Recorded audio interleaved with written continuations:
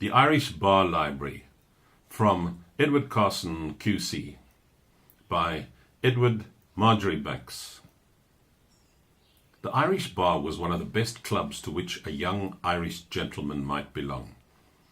In those days, it was very much a continuation of Trinity College life, and, with a few exceptions, a close preserve to its Protestant alumni, for most of its members were then Protestants and Unionists.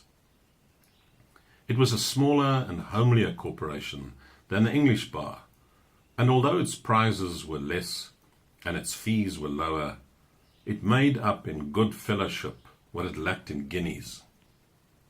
Barristers had no separate chambers at or near the Four Courts, one of the most beautiful and noble buildings in the empire, unhappily and wantonly destroyed by Rory O'Connor in 1922. In the main building was the famous Bar Library, the place where barristers most did congregate. The main room was rectangular, with narrow galleries round the sides, under which there were bookshelves, a small octagonal room at each corner, and another room, the long room, running at right angles and opening off one side. The entrance used was through one of the small rooms, which became an anteroom, in which solicitors and their clerks could speak to counsel. The barristers sat on forms at long desks or at the round table, a large table in the centre of the main room and opposite the chief fireplace, where 12 men sat, or at small round tables or separate desks in the corner rooms or occupied any other available space. The accommodation was quite insufficient for the number requiring it, and the bar were packed like children in a poor school of the bad old days, but with far more discomfort than would now be tolerated in such a place. But it will easily be seen that, at such close quarters, the members of the bar were a much closer association than their brethren in London.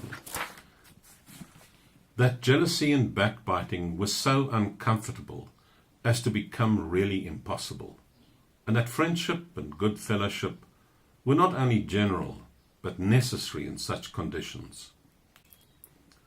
Every barrister then lived in the city, and came to court regularly every morning. Having robed and bewigged himself, whether expecting to be in court or not, he went to the library and began his work, or prepared to go to court.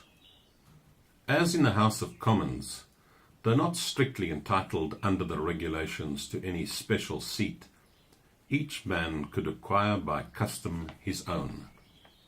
In Ireland, owing to the limited amount of legal business, there was not the same possibility of specializing as in England, and a junior barrister had to be prepared to take a case or advise proceedings in any of the courts.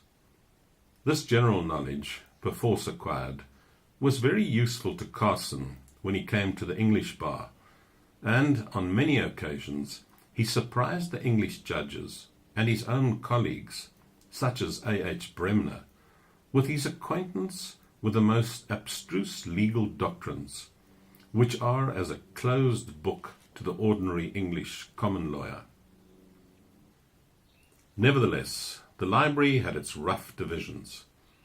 For instance, the long room was the abode chiefly of chancerymen and conveyancers. So far as not engaged in court, everyone spent the day in the library, and the pampered English practitioner, with his private chambers and his senior and junior clerk, may well wonder how these Irishmen managed to transact their business.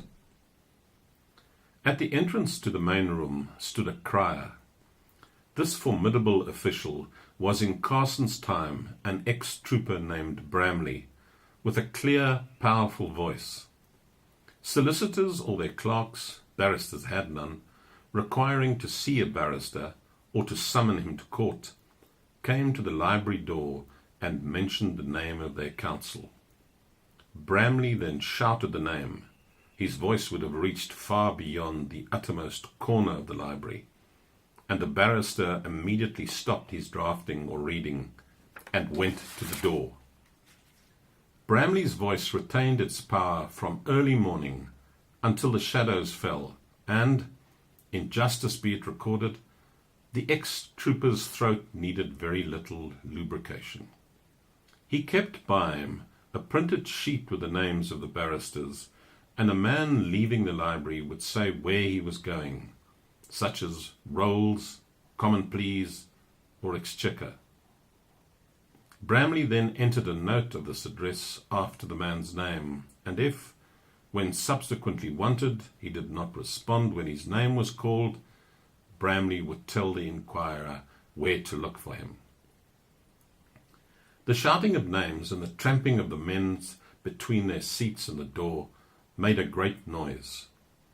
In addition to this, the library boys, some of these attendants were very old men, were obliged to go trotting or tottering about at their quickest speed in their search for the books called for by the members of the bar.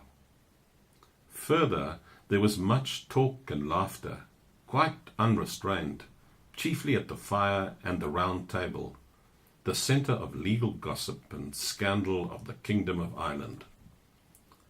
To the newcomer, like Carson in 1877, the place seemed more like pandemonium than a place to work.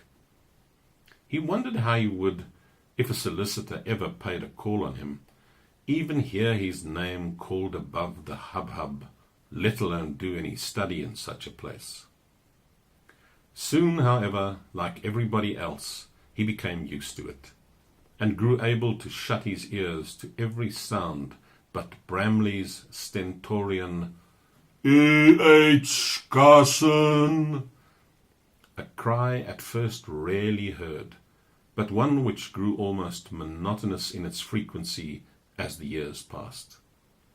Moreover, Carson learned in the library that a general noise, no matter how loud, is not so distressing to the worker as two persons in close proximity holding a whispered conversation.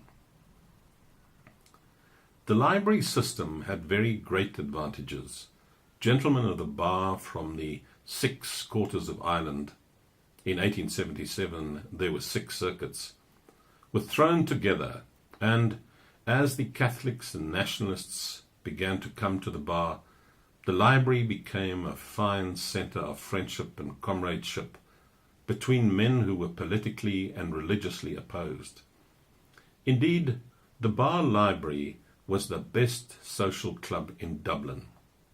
Moreover, it was a great advantage for a young man to be thrown amongst men older and more experienced than himself. A junior could always ask for assistance from a senior, and such help was freely given. Counsel engaged together in a case could discuss their business together, and the most useful consultations were those informal ones held in the library.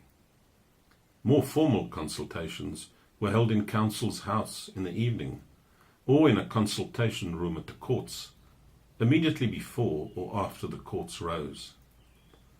The formal consultations, however, frequently degenerated into informality, being held at home among Irishmen, and libations in claret and champagne were freely poured out to the legal muse, who is never thus honoured by her English devotees in their dignified professional chambers.